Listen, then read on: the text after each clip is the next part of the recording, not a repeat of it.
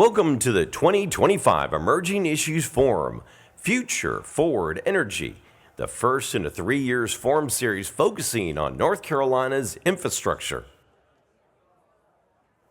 Please welcome to the stage Director of the Institute for Emerging Issues at North Carolina State University, Sarah Hall. Good morning, everyone, and thank you for joining us for the 39th Annual Emerging Issues Forum, a day designed to focus our collective leadership on advancing economic prosperity across North Carolina. We're here today because the grand challenges in front of us require collaboration at many levels, across our state's rural and urban regions, among public, private, and nonprofit sectors, and with those who share different perspectives from our own. The forum is a day of the year reserved for learning and sharing points of view and on an identified emerging issue, and to shape a pathway forward that considers this tapestry of thought.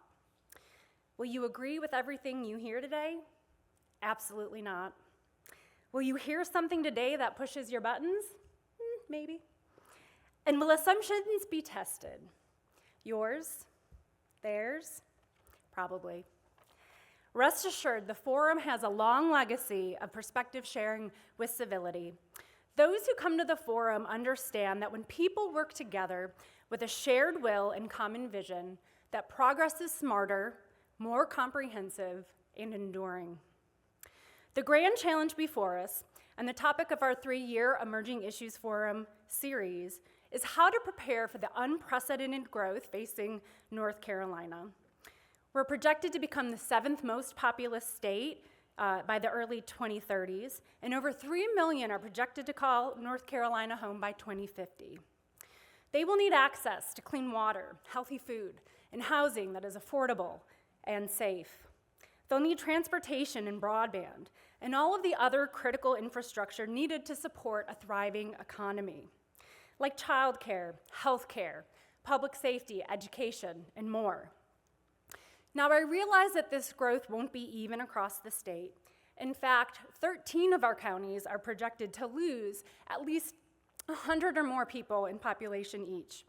Yet over 250,000 of our friends and neighbors will call these counties home, and they too will need access to reliable, resilient, and affordable infrastructure. Industry growth and technological innovation are also placing new demands on our infrastructure. We have a lot to prepare for, and I applaud you for participating in today's discussion and for your commitment to ensuring that North Carolina is considering infrastructure needs outside of the typical silos and from different sectors, regions, and perspectives. Beginning today and for the next 3 years, the forum will focus on 3 interrelated issues: energy, water, and housing, while also folding in other challenges and opportunities involving transportation, broadband, and more. We chose to begin our series with energy because demand is rising at unprecedented rates, the fastest we've seen in the last 3 decades.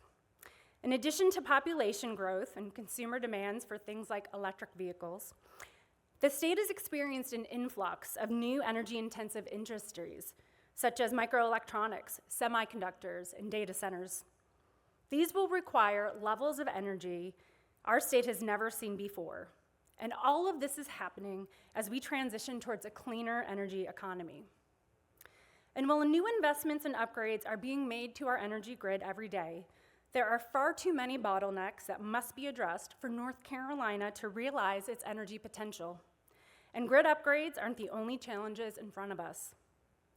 As we talk to experts and those in communities closest to the issue, we considered how IEI, a nonpartisan think tank, could best add value to this conversation. It became clear a need to support communities across North Carolina as they navigate the changing energy landscape around them. This past fall, we convened the Energy Infrastructure Advisory Council, charged with coming to consensus on a set of challenges and potential solutions to consider as part of a future forward infrastructure plan for North Carolina. They raised questions such as, how can industry, education, and workforce development partner to create energy sector workforce pathways? And what energy sector jobs should we focus on?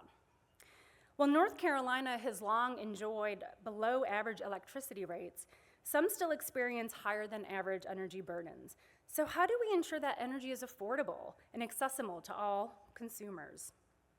And one of the most important conversations we will have today is, how do we best engage local leaders and residents in productive conversations about energy projects in their communities, including understanding its need, how it will benefit the community, and expressing community concerns about potential impacts so that a range of voices are considered and discussed at key stages in the process.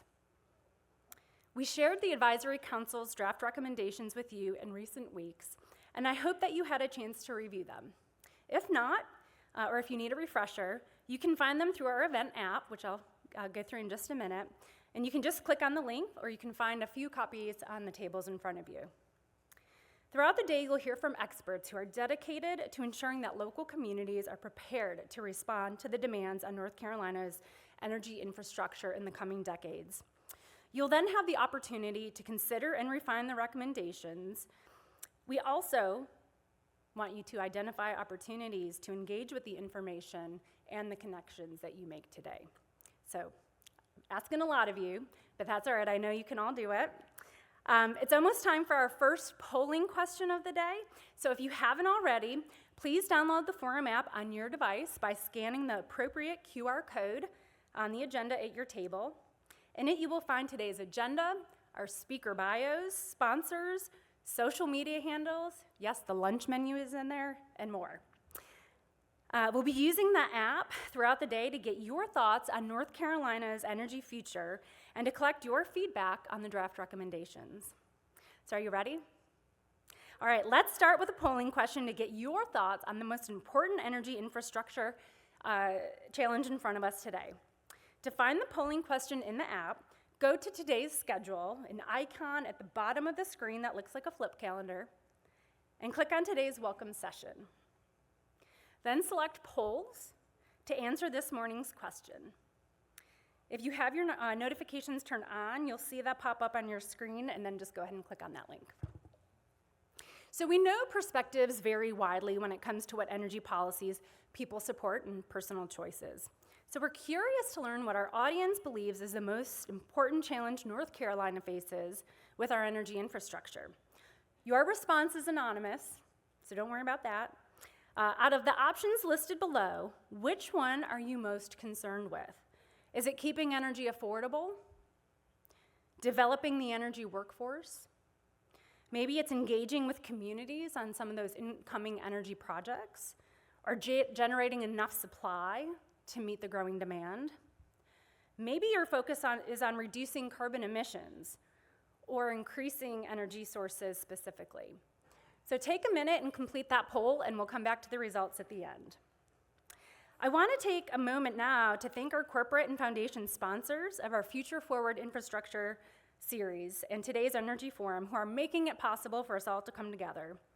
Let me thank them by name. Our Platinum Series sponsors, Civic Federal Credit Union, and Gold Series sponsor, the Z. Smith Reynolds Foundation. And as we have for the last decade, we thank the Duke Endowment for their continuing support of the forum and for recognizing the important role that rural, faith, and lay leaders have in moving forward these critical issues in their communities. I also want to thank our forum sponsors, including Platinum sponsor, the Duke Energy Foundation, and Gold sponsors, Hitachi Energy, the NC Rural Center, and the NC Electric Cooperatives.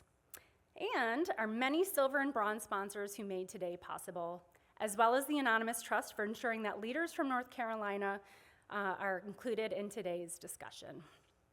And finally, I want to recognize the Public Consulting Group for making sure that K-12 educators from every region of the state are represented in this room today. Their gift provided registration support as well as travel and substitute pay as needed, demonstrating PCG's commitment to our state's educators. Thank you. Okay. So our team and partners have put together what I think you will find to be a thought-provoking program that showcases different points of view. And as I mentioned earlier, this likely means you will hear a perspective that is new to you or that you disagree with. I mean, it wouldn't be an Emerging Issues Forum if you didn't. But we pride ourselves on the forum's long legacy of civil public discourse, and to help remind us of what that looks like, IEI has shared our forum norms leading up to today, along with NC State's policy on freedom of speech and expression, which states that every speaker's perspective is to be shared without disruption, no matter how strongly you may feel. Those forum engagement norms can be found on your CVent app as well. There will be ample opportunities throughout the day for you to engage in the discussion, and this is important because each of you brings expertise or knowledge that will help us explore the best solutions to this challenge.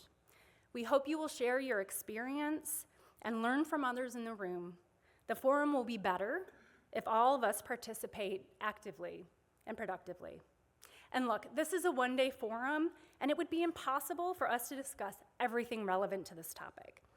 After the forum, you will receive an evaluation asking if you felt an important perspective related to preparing local communities for the changing energy landscape was missing or did not receive enough attention. Please take the time to give us your comments, and we'll consider the best options for sharing that feedback. Okay. It's time to see how you responded to the polling options presented. When it comes to what you think are the most pressing energy infrastructure challenges facing North Carolina, those in this room said, what do we got? The suspense is killing me. All right.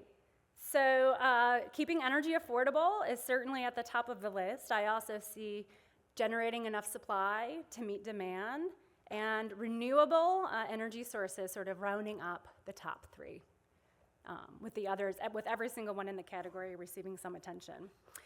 So as you can see, collectively, we shared a range of concerns about North Carolina's energy future, and throughout the day, you'll hear perspectives from speakers who also share this range of opinion about what is most important and what we should prioritize moving forward.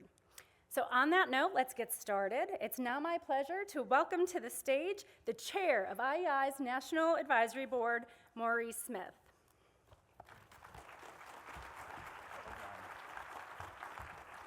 Well, thank you, Sarah, and good morning, everyone. It's a pleasure to be with you here this morning representing IEI's National Advisory Board. I'd like to ask my fellow board members to stand up and be recognized for the insight and strategic guidance they have provided to the Institute staff as they plan this important statewide conversation. So do I have some fellow board members here in the room? Don't be shy. Okay, let's salute them. Thank you. All right. I look forward to hearing from several of you on today's agenda.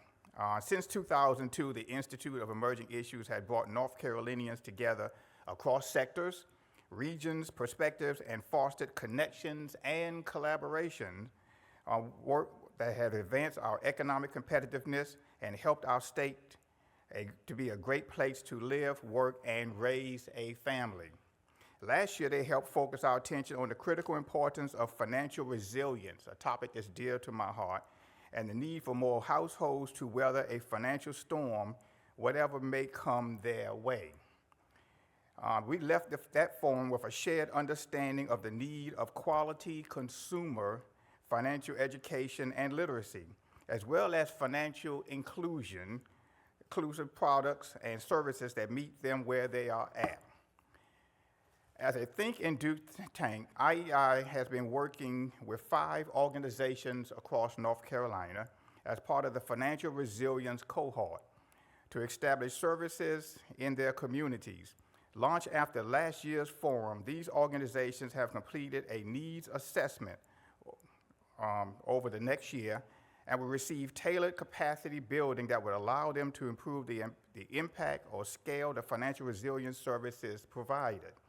They will share their lessons learned so that others may learn and be inspired by them. Coming out of last year's forum, we also heard the need to be better predictive and prepared for consumers at greater risk of experiencing financial crisis, whether from a personal, a social, economic, or weather-related challenge. I am not sure any of us could have predicted the impact of Hurricane Helene on western North Carolina. And while we spend a whole lot of time today discussing the impact of the storm had on our infrastructure, and rightfully so, I want to briefly remind the audience that financial resilience is still an issue critical of importance to this state. I want you to consider these statistics I'd like to share with you. Approximately 73,700 homes were damaged and more than 1,000 were lost from Hurricane Helene. FEMA reports show that over 40% of small businesses affected by large-scale disasters never reopen. In the Asheville metropolitan area alone, 8,200 jobs were lost in the months following the disaster, representing nearly 4% of the jobs in the western region. Consider those impacts. I want to thank IEI for continuing to focus our attention on these important issues. Today's theme on workforce and affordability are important elements of helping to achieve financial resilience. But more is needed. It will take leaders from all sectors, from all regions, and all points of view, working together, leaders like all of us in this room today.